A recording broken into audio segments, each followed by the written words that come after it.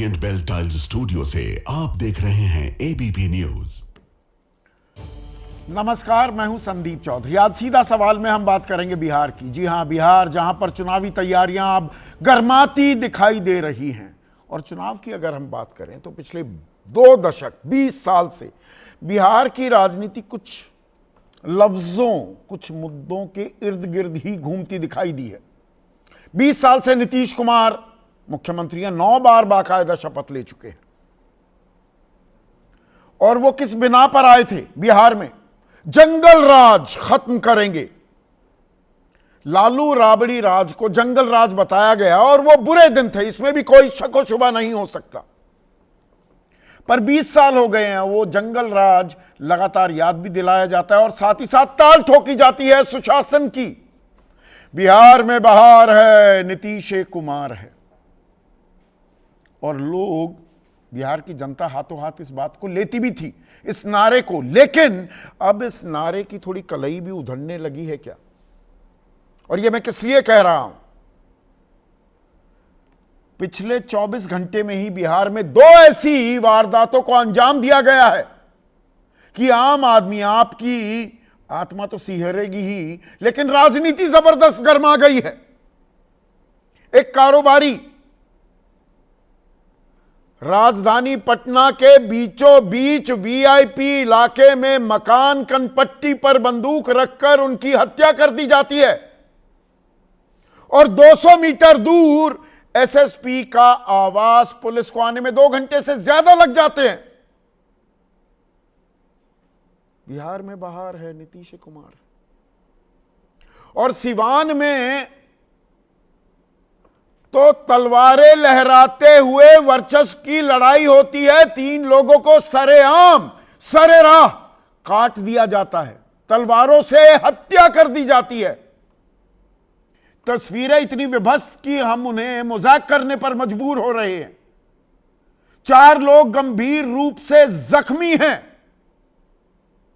अब आरजेडी को, जिसके राज को जंगल राज कहा गया था, वो पलटवार कर रही है कि हम तो जंगल राज भी नहीं कह सकते इसे। मीडिया तो बीजेपी और जेडीयू की भाषा ही बोलने लगी है, जंगल राज की बात ही नहीं करती। अब वो इसे महाजंगल राज से भी ऊपर, बल्कि राक्षस राज करार दे रही है। ये राक्षस राज आ गया है क्या? नीतीश कुमार की छवि पर एक और बट्टा लगता दिखाई दे रहा है क्या? क्या नीतीश कुमार लाचार हो रहे हैं? पटना में गोली, सिवान में तलवार, नीतीश कुमार लाचार। आपकी राय क्या है? और आपके सुझाव और आपके सवाल, जो अब सीधा सवाल के बात करेंगे बिहार की। और बिहार की जब बात होती है तो सुशासन राज, बिहार में बहार है, नीतीश कुमार है, इसका जिक्र जरूर आता है। अब कैसी बहार है बिहार में इस वक्त, उसकी एक वानगी आपके सामने पेश करता हूं। गोलंबर इलाका है बिहार का, बिहार की राजधानी पटना का वीवीआईपी इलाका।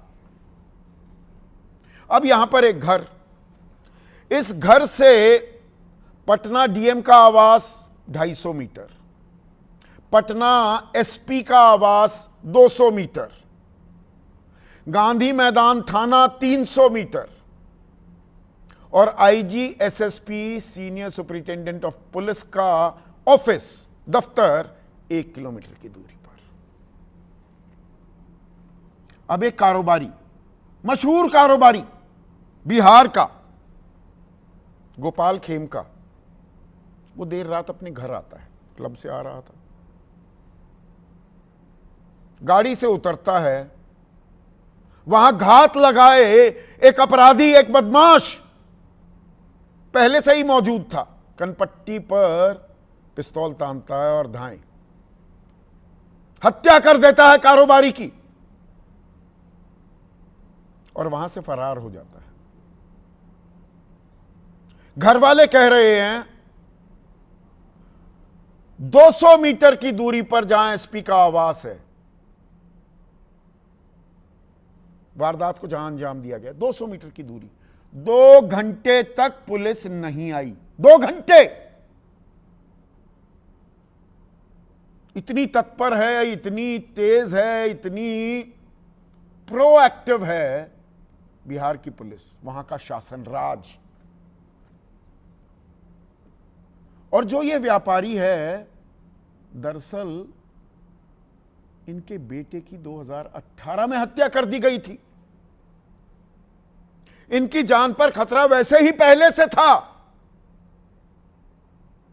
इसी तरह की परिस्थितियों में बेटे को गोली मार दी गई थी, हत्या कर दी गई थी।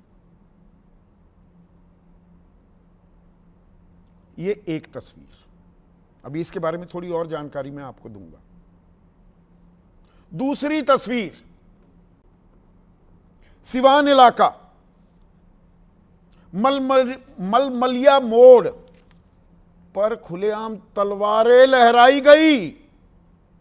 यह सुशासन राज की तस्वीर है। सरे राह सरे आम। लड़ाई किस बात की? शराब का, अवैध शराब का एक कारोबारी, किसी बात से झगड़ा हो गया, उसकी शिकायत भी हो रही थी, तो तलवारें लहराता हुआ आया, 3 आदमियों को सबके सामने काट दिया, तलवारों से हत्या कर दी गई और 4 गंभीर रूप से जख्मी। यानी कानून का कोई खौफ ही नहीं, कोई डर ही नहीं। और करोगे शिकायत, बताओगे कि मैं अवैध शराब का कारोबारी हूं, लाओ, हत्या कर दूंगा। अब जो पुलिस है वही रटे रटाए जवाब है।